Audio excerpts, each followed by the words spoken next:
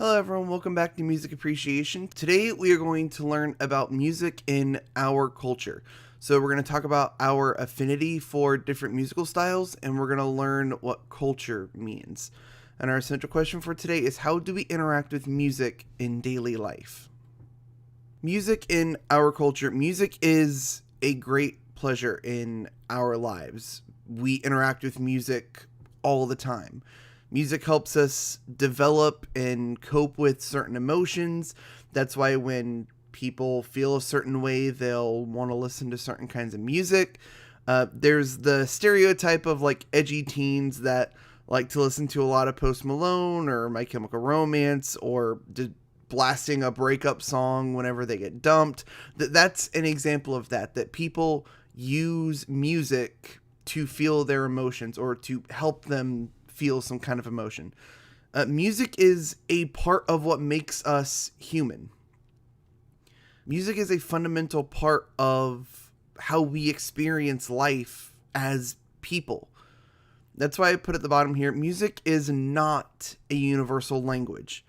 A lot of people say that. I see a lot of pictures and memes online talking about that. Music is not a universal language, because not every kind of music makes sense to every person. Different cultures' music doesn't make sense to other cultures, and we'll actually talk about that later. But music is a universal phenomenon. And what that means is a phenomenon is something that happens. So music is not a universal language. Not everyone understands every kind of music ever. However, music is a universal phenomenon. And what I mean by that is that every human culture that has ever existed has made some form of music.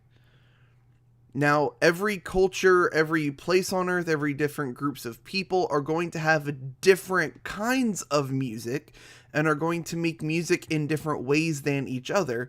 But every human culture has made some kind of music. That is why I say it's a universal phenomenon. No matter where people have been or what they were doing ever over the course of humanity, they have had some form of music. This is something that I'm going to talk about a lot, and this is something that I'm really going to emphasize. Music is not a universal language. You can't tune into traditional Japanese flute music and be able to understand the cultural significance and what the music means and what's going on in the music unless you've studied that and you're really familiar with it. Just like if you grabbed a person from 14th century Europe and had them listen to rap music, they wouldn't understand what's going on. They've never been exposed to that kind of music, so they wouldn't understand what's going on. So music is not a universal language, but it's a universal phenomenon. So every human culture that has ever existed has had some form of music.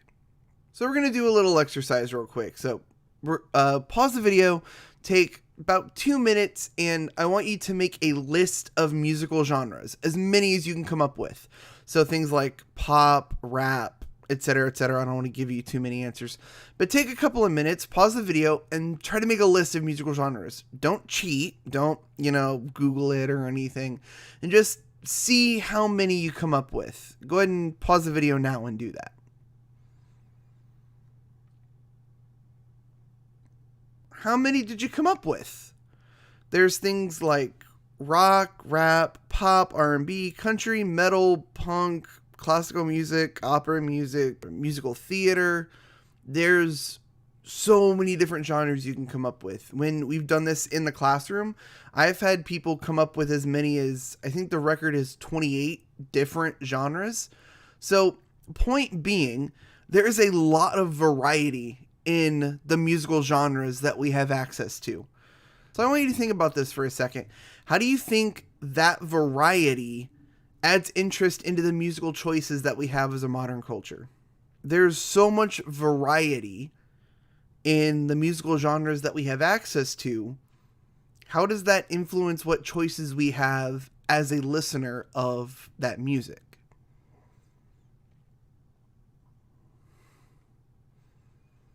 The point that I'm trying to make here is that there are so many choices of music for us to listen to. So there's always room for us to expand our musical listening.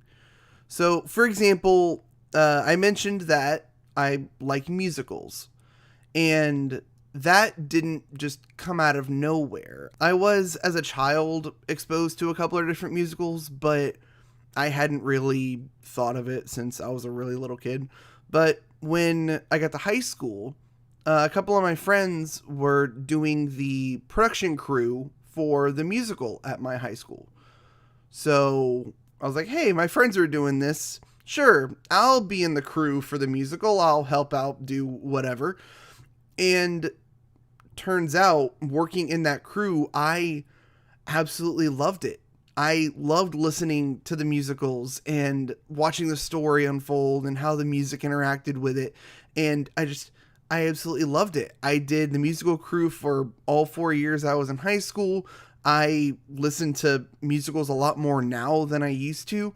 And it was just because I expanded my musical listening. I listened to things that I didn't normally listen to before. And that allowed me to expand what I like, because I didn't know I liked it before. But because I would put myself out there and I listened to it, I realized that, hey, I like this. Moving on next to who we are in our culture as listeners of music. So as Americans, we are very culturally diverse. There are so many different cultural influences in our country because immigrants came from around the world to America. And when they came, they brought their home culture to our country. So they brought their little piece of home to America, and those influences kind of mixed in and became a part of what we know now as American culture. And one way to relate to other people is to share your culture with them, to share your heritage and the things that you grew up with. These are ways that people can get to know you better. Now, a culture is the ideas, customs, tastes, and beliefs that are acquired from a person's background. Basically, the sum total of your lifestyle is your culture. And to some people, their culture is their most personal possession. It's the most valuable thing to them. So, story about that real quick. I went to high school with a girl who was Peruvian. And she was so proud of the fact that she was Peruvian. And honestly, at the time, it got a bit annoying. But looking back, she was just very excited about her culture. She was excited about where she came from, where her family came from, and the things that they did as a people. She was so interested in that and so proud to be a part of that. So that is an example of a person interacting with their culture. It doesn't necessarily mean that a person has to be a fanatic about the culture they grew up in or that their family comes from. But there are people that are that they love the culture their family came from, that they are descended from, and they love the uniqueness that that culture has compared to what other people have. Continuing on with the culture discussion, one of the most revealing ways that people share their culture is through the arts. Because the arts radiate the lifestyle of the people that created them. Something that I always find fascinating is if you ever look at a documentary, whether it's of ancient Rome or Greece or not even ancient things, but just other cultures around the world, when you see a documentary or something trying to look at the history of a certain culture, what you see is the art of that culture. You see visual art like paintings, sculptures. You'll see dancing or movements of some kind. You'll see clothing. You'll see music as a part of the art of this culture. Think, every time you see some kind of documentary about the Renaissance or ancient Rome, you'll see the Leaning Tower of Pisa. You'll see Michelangelo's sculptures or Da Vinci's paintings.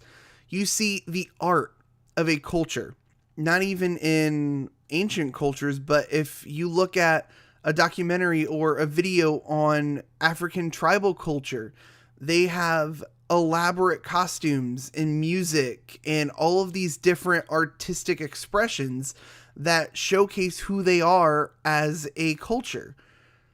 So that's why these things are important. That's why we have art classes, and I'm teaching this music appreciation class, is because arts are what are left behind by a culture. Arts are the thing that show off a culture, writing included. Writing is a type of artistic expression. If you go to an English class and you read Mark Twain, that is an artistic expression of the culture of the antebellum South, where it is a piece of art that resembles a culture. The things I've listed here are just a few examples of the musical side of that, from Native American war chants to traditional African drumming circles, even Gregorian chants, which are monk chants from the year 800. These are all artistic reflections of the culture they were created in through music. You can look at these different things. You can look at the different musical expressions of the different musical styles and the presentations that they have and get a window into the culture that created them. Music, perhaps better than any other art form, reflects the diversity of a culture, particularly in America, because music is as varied as the culture that created it. So next time you get the chance, I want you to try to cycle through the radio and see how many different kinds of music you hear.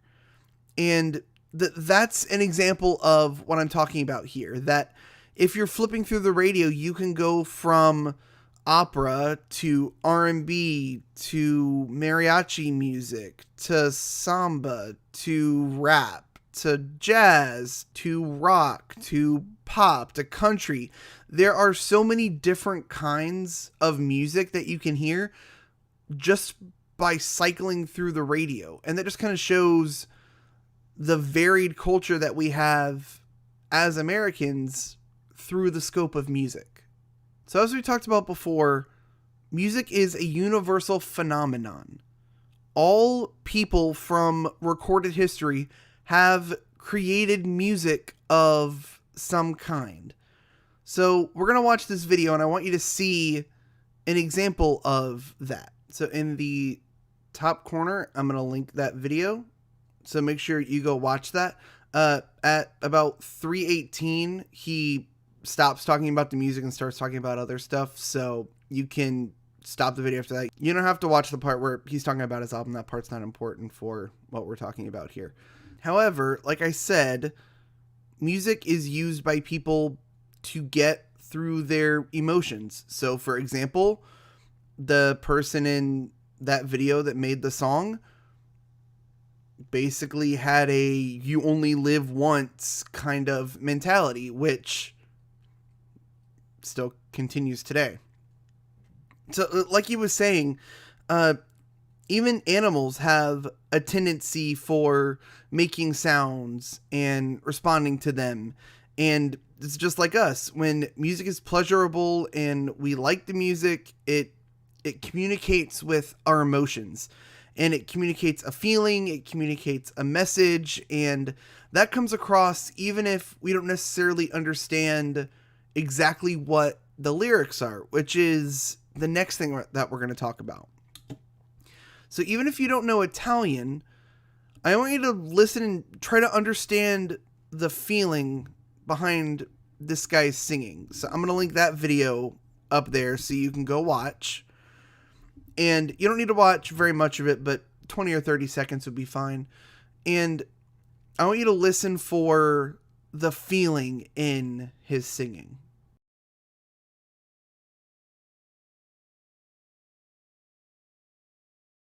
So, welcome back. You can hear the emotion in his singing, even if you can't actually understand the words that he is saying.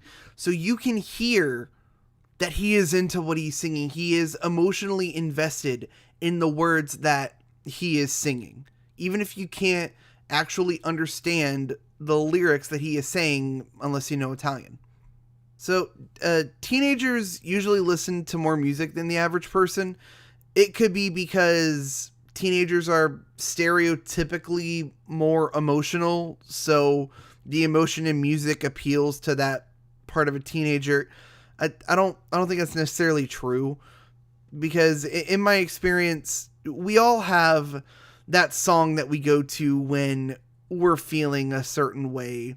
If you're happy, you like to listen to a certain kind of song. If you're upset, there's either a specific song or certain kinds of songs you like to listen to. So different songs have different emotions and moods that appeal to that emotional side of us as people. So next we're going to talk about preferences for musical styles. So the kind of music that you like tells something about who you are and your personal taste in music. So music helps define who you are as a person. And it doesn't mean that if you like a certain kind of music, you're a bad person. That's not what I'm trying to say. But as people, we can like or not like a lot or a few different kinds of music. There's nothing wrong with that. It's just whatever your personal taste is. For example, like I've said before, I like some symphonies, rock music, Broadway musicals. I listen to country music, some pop music. I like to think that's a wide variety of music, but some people are into so many more different kinds of music that I can't even think of. And you may or may not like the kinds of music I like. You might like others and not like what I do. That's just whatever your personal taste in music is. So I really like this quote that I got, that music is like hairstyle and food. There are many different kinds and tastes and styles that can be as narrow or as broad as the person wants it to be. And what that means is, if you compare it to food, there are people that are really picky eaters and only eat certain kinds of food. And then there are people that if it's there, they'll eat it. And then, of course, everything in between. Same thing with hairstyles, where a person could like their hair a certain way. Like for me, I really like having short hair. I don't like having long hair. I don't. If I have to brush my hair, it's time to get it cut because it's too long. That's just my personal take on what I like to do with my hair. Other people like to have it long, or every day they'll do a different style to it. It's their hair. They can do what they want with it. So if you compare that to music, there's so many different kinds of music and so many different styles of music that a person can like only a few, or a person can like all kinds of different things, and it's just whatever that person enjoys. So like all forms of communication, so speech communication, written language communication, science symbols, graphics, visual arts, music has to be learned and studied if you want to understand the kind of power that it has. That's the reason that when I introduced this class, I said that it was not meant to be an end-all be-all for music. Music is literally my career. I have a degree in music, and I wouldn't consider myself an expert. It takes time and listening to music and studying it to be able to really learn it and understand what's going on in music. So what I mean by this is that by paying careful attention to the music you're listening to, you can broaden and deepen your understanding of music, as well as your ability to respond to music and be able to pick out different things that go on in music. You're not going to come out of this class being an expert in music, but the goal is to have you come out of this class with a deeper understanding of how we interact with music and how people interact with music, and you can have a better way of understanding what is going on in whatever you are listening to have a deeper appreciation for it. So wrapping up what we talked about today, we talked about music in our culture, specifically as Americans in particular. So we also talked about our affinity for different musical styles and our tastes in music. And we also talked about culture and how that interacts with music. So guys, make sure you complete your Schoology assignments for today because that's for a grade and how I keep attendance. So make sure you take care of that. And if you have any questions, you can email me. I'll do whatever I can to help. Have a good day.